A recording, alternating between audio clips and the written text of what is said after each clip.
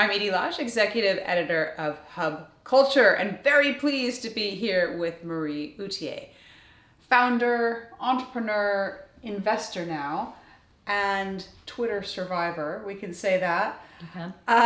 And one of the top 50 angel investors, just been named that in France.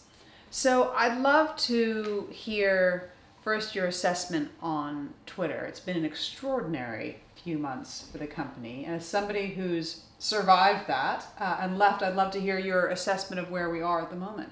Yeah, I think it's there's obviously a lot of things I can't go into details about, but I do think that it's one of the rare occasions where what you read in the media is probably not close to how it's been for people who lived through it. It's been worse? It's been far worse.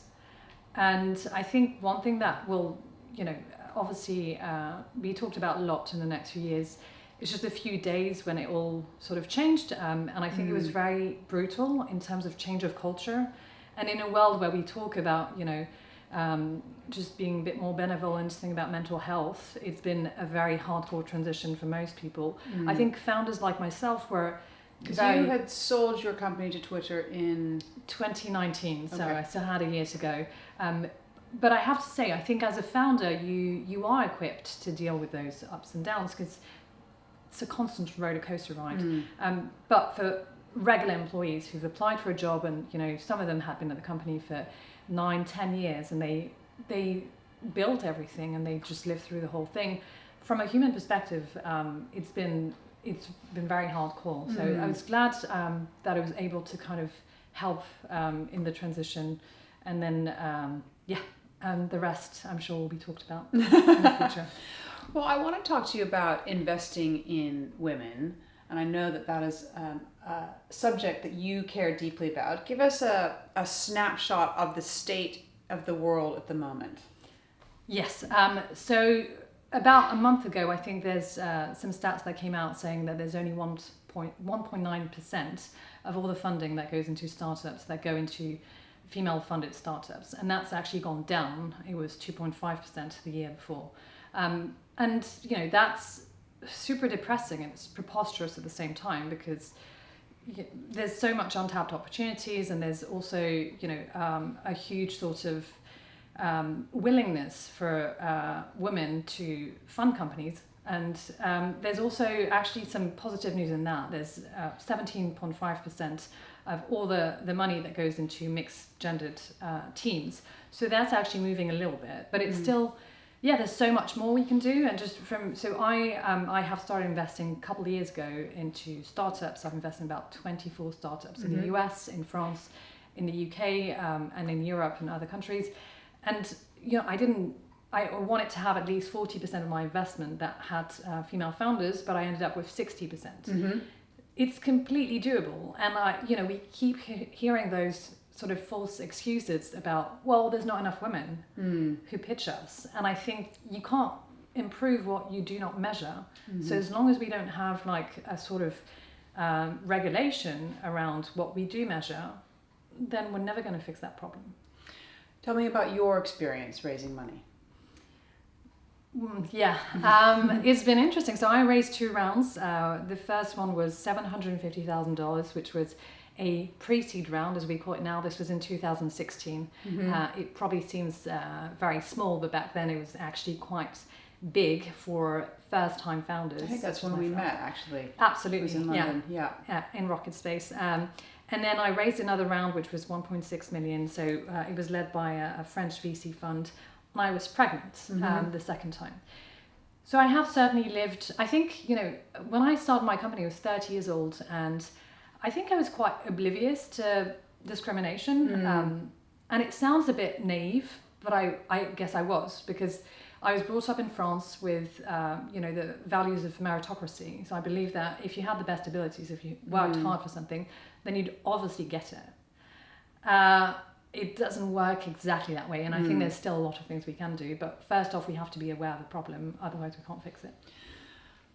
I mean, I was similarly naive when I was at Bloomberg TV. I thought it would, I believed in an equal world, and when I tried to move to part-time after having my first child, I was told unconditionally, absolutely not.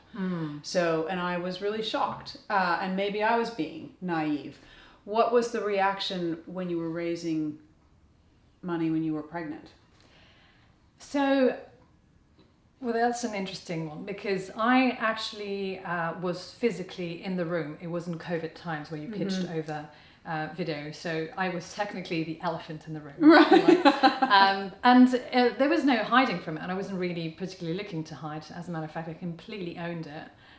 But I do think that VCs have to, avoid risk, which is counterintuitive because everyone thinks they're taking risk, and no, they're not. And the way to reduce risk is to invest in patterns that have worked in the past. So long as we don't have a lot of female founders like myself who've successfully fundraised and then successfully exited their companies, there's a lot of other founders who also saw their companies whilst they were pregnant, like Rachel Delecourt, who's now the CEO of Sweep and founded a company called Beam Analytics, which is sold to Zendesk. There's a lot of other examples. We need to talk about this, and it's not just in tech. It might be in your world, in lots of other industries. It's the same thing. So it has been a challenge. I've talked about it a lot because we closed 70% of the funding of the amount that I was looking to raise when I gave birth. And I gave birth a bit earlier than planned, as it happens. And I was so convinced that my co-founder could, just close the rest. And it wasn't possible because the VCs wanted to see me. So I had to go back, and I went with my newborn, who was 3 weeks old, and I went through the whole thing, and I'm so glad to a certain extent I lived through this because, again, I was a bit naive. I was a bit like, it will be fine. And this confidence that I know not a lot of women have, as a matter of fact. A lot of women are maybe smarter than me and they just see that it seems like dangerous. But I really went for it, and then I had to realize, shit, it is hard because you look like a walking risk. And it's hard to kind of overcome the bias and just be given a shot. And it, obviously, the story ends as we were given a shot, and it ended well for investors who invested in us. But it's tough. Well, I think that's the important thing. It ended well for the investors as well as for you guys. So tell me about some of the companies that you're investing in now, and particularly the women-owned ones. And what you're noticing there that might be different or noticeable. Yeah, of course. In the UK, I invested in Grey Parrot AI, which is a waste management company that uses artificial intelligence to select the correct place for recycling to go.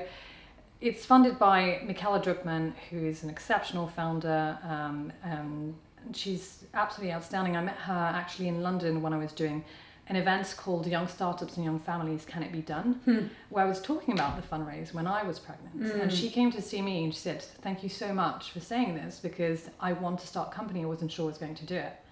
And she went on to raise it, huge rounds, and she's doing extremely well. The company's doing exceptionally well and also has a positive impact on the environment, which I love. There's Dyke Cycle, which I invested in, which is a completely outstanding company based out of Paris at the moment, which does CO2 emission recycling. Essentially, they're trying to make the chemical industry more sustainable. Sarah Lamaison is the one who founded it. She went to Stanford. She also studied in France. They're the only European company that got funding from one of Bill Gates' funds. So, I love to invest in companies that also strive to have a positive impact on the environment, if possible.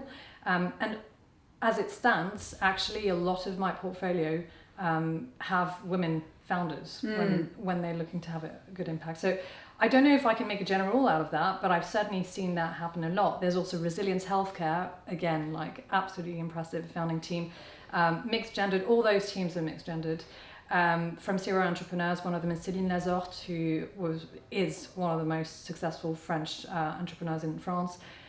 Resilience Healthcare is precision medicine. So at the moment they have an app that helps cancer patients get support and the best type of recommendations from people who've gone through it. Eventually what they want to do is just make sure that whoever has a cancer can get the best possible treatment based on their genetic markers. Another company is EV Biotech. They are a deep tech company based in the Netherlands, an all-female founding team of scientists who are also trying to make the chemical industry more sustainable by working on strain development So something that's so technical that I'd probably do a very poor job at describing. But I just really strongly believe in the team and think it's, to me, it's such a privilege to be able to invest in those companies because I built a B2B SaaS business that's entirely different, and it gives me, access to other things that I otherwise never would have discovered.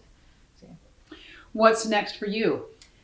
Well, I can't disclose anything just now because I've got several projects that I'm working on. But the one big news is that I'm moving back to France, actually, after 13 years abroad. So I was in the UK first and now in the US.